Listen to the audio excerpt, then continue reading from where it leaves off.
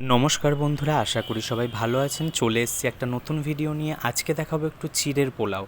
তার জন্য আমি 250 গ্রাম চিড়ে নিয়েছি আর নিয়েছি এখানে একটু আলু, গাজর আর কাঁচা লঙ্কা আর একটু পেঁয়াজ কেটে নিয়েছি।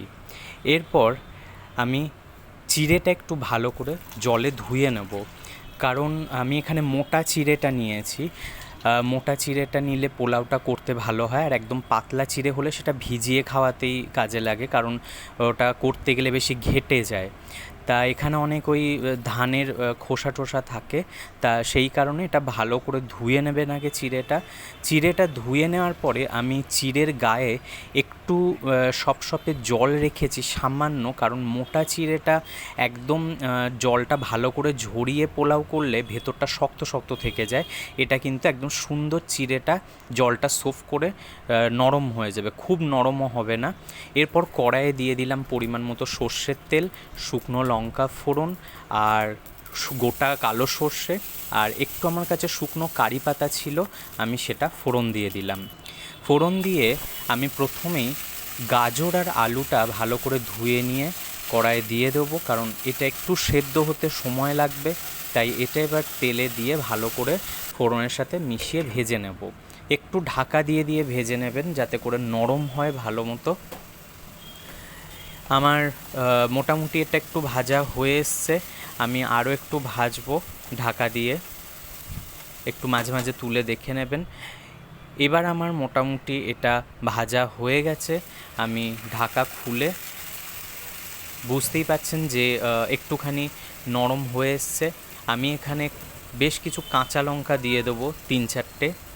কাঁচা লঙ্কার গন্ধটা খেতে বেশ ভালো লাগে, আর কারি পাতার সাথে কাঁচা লঙ্কাটা খুব ভালো যায়। আলু আমার মোটামুটি একটু সেদ্ধ হয়ে এসছে হাফ।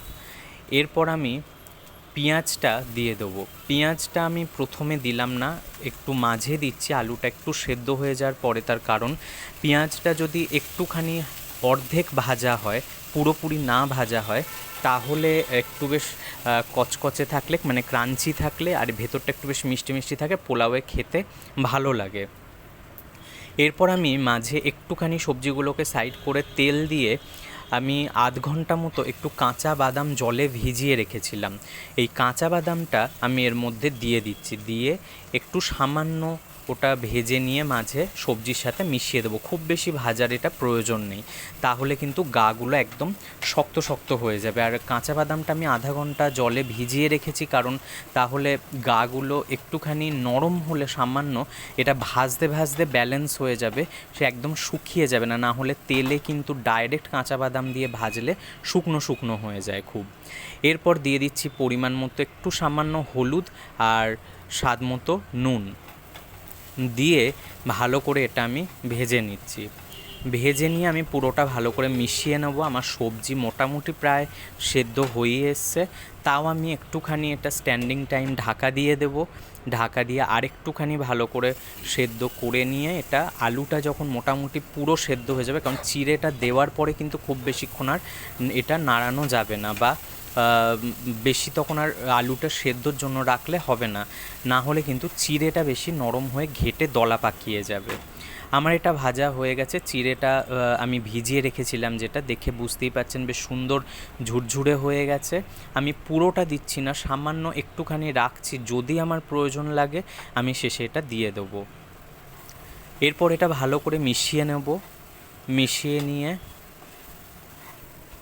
এটা একটুখানি ভাজতে থাকবো। এই সময় কিন্তু গ্যাসের ফ্লেমটা একদম লোতে রেখে দেবেন, না হলে নিচে কিন্তু চিড়ের গাগুলো তো নরম থাকে, লেগে গিয়ে পুরোটাই একটা ভেতরে মণ্ড মতো হয়ে যাবে।